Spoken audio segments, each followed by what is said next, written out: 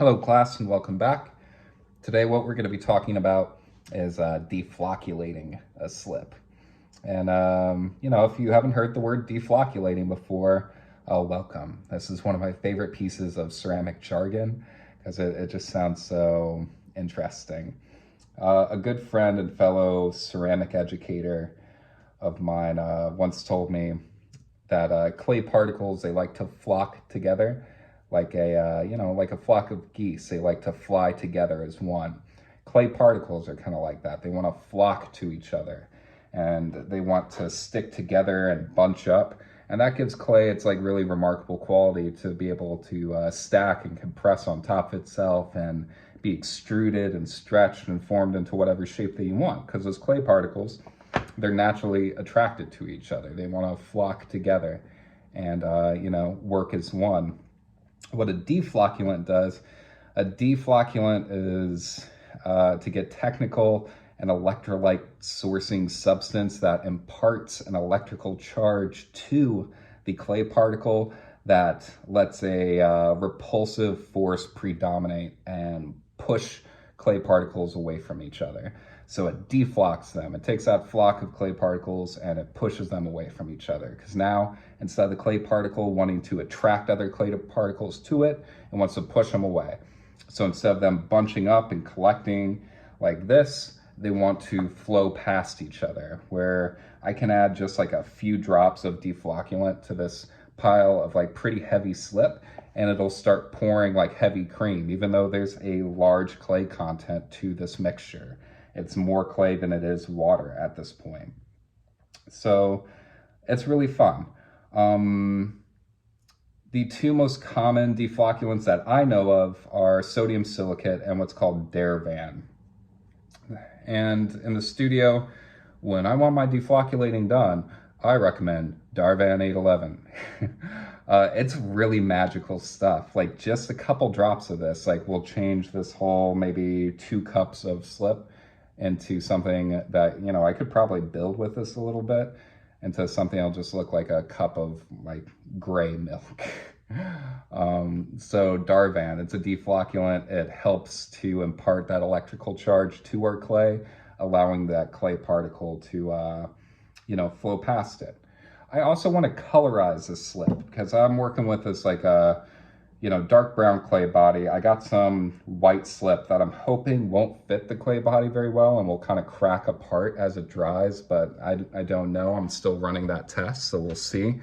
But I want it to stand out even more. So I'm going to colorize this clay, this white slip, by adding a little bit of underglaze to it. Traditionally, if I was in a ceramic studio and I wanted to colorize a slip, I would probably build my own slip in the studio from dry materials that is just to be colorized, and I'd be using what they call a mason stain to colorize it. But the thing about mason stains, when I'm not sure exactly the proportion of components inside of my clay body, is some mason stains have what we call a fluxing agent in them. They have a material that could lower the melting point of silica. So, that can be a problem. So instead, I'm going to be doing sort of like a loose and dirty colorizing using a bit of Mako Fundamentals underglaze.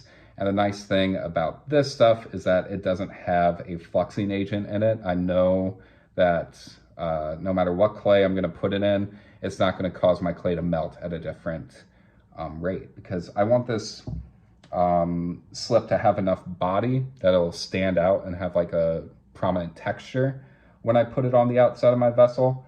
And I want it to have, a cool color, like a fun blue.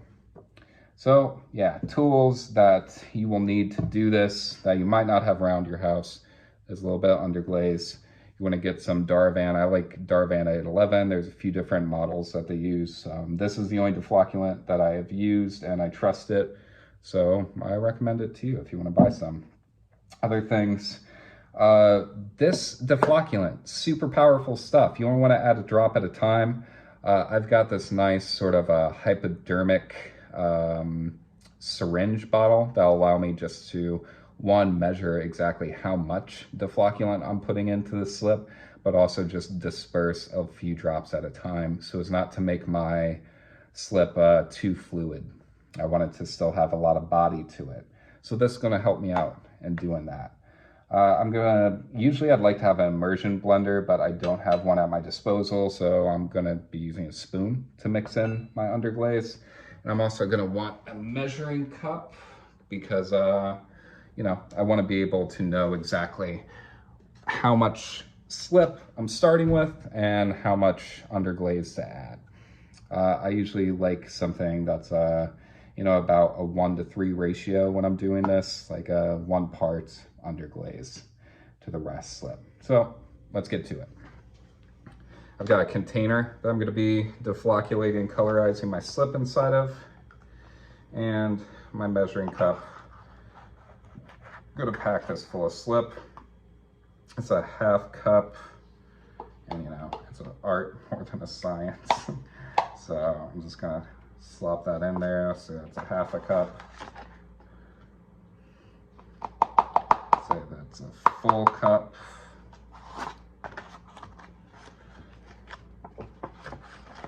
And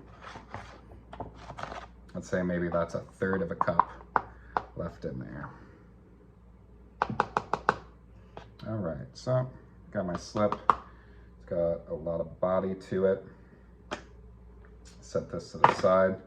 And now I'm gonna get out my Darvan. And also I want you to appreciate how thick this stuff is. It's got real body to it. And that's good because I want it to stand out on the outside of my pot. If my slip is more water than clay, when I start putting on the exterior of my pot, it might look great. It might look like it's got this nice volume, a nice ridge or fold of clay sort of overlapping on itself. And then when it dries and releases all that water, that nice edge to it shrinks, and then it'll become almost like sheer against your pot, and you miss out on all that nice volume and texture that you had previously. So this is definitely more clay than it is water, but in a second you won't be able to tell. All right, so got my deflocculant. It's kind of soupy looking stuff. All right. I'm gonna stick in my little hypodermic needle, and I'll just pull out more than I know I'm gonna need. Yeah. Seal this up. This stuff is a little expensive, so I wanna put it over. All right. And I'm going to start out by just adding 1, 2, 3, 4 drops to it. And I'm going to start mixing it up. And wherever that deflocculant hits, and you can see it's already immediately getting smoother. Oof. Yeah, it's getting pretty watery now. You know, those clay particles are being pushed away from each other. So whereas before I had really clumpy stuff, now I got something that's really getting pretty smooth. Ooh, I hope I didn't add too much. Maybe I should have started with 1 drop. I'll be all right. I'll be all right.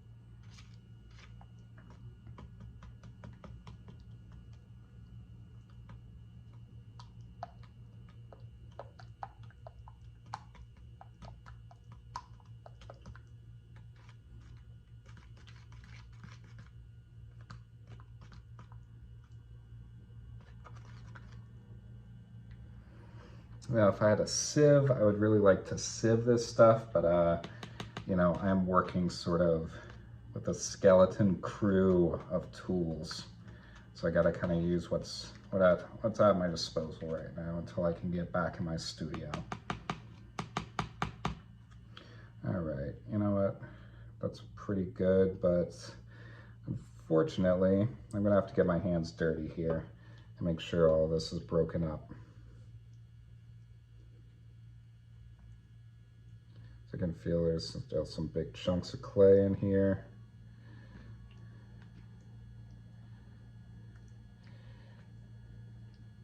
The spoon just isn't really cutting it.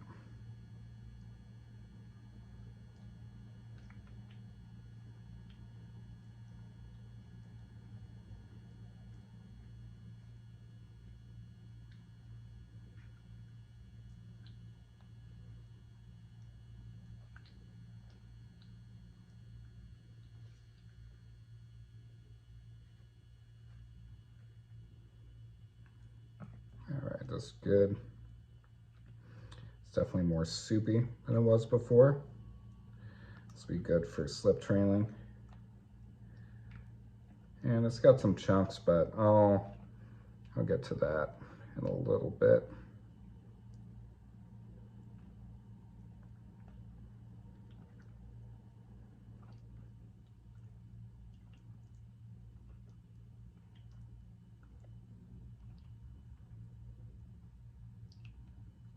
Okay. Yep, all right, so that's smooth enough now to start adding my coloring agent. And again, I'm gonna be using a underglaze to do this. Oof, I got a bunch of crap over on this side. All right. All right, I'm gonna wash my hands off real quick.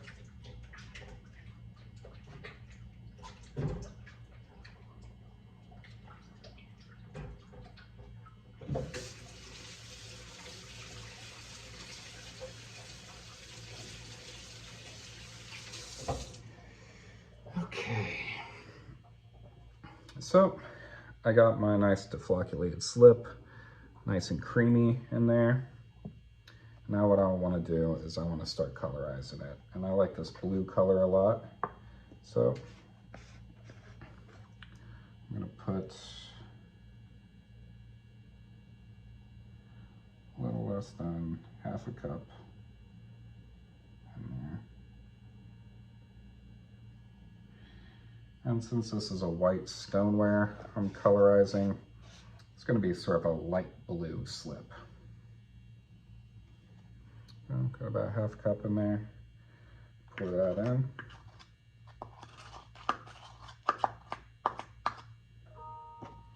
And let's start mixing it up.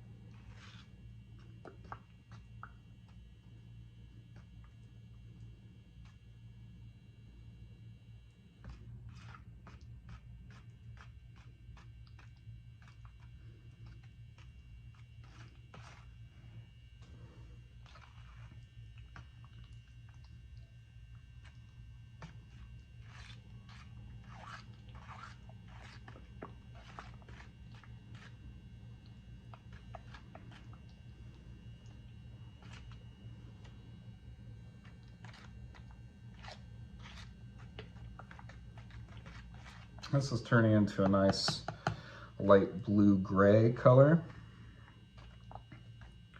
which I think will actually be cool. But the thing about underglazed is they become more intense when they're fired, so the blue will show through a little bit after it's been through a bisque fire.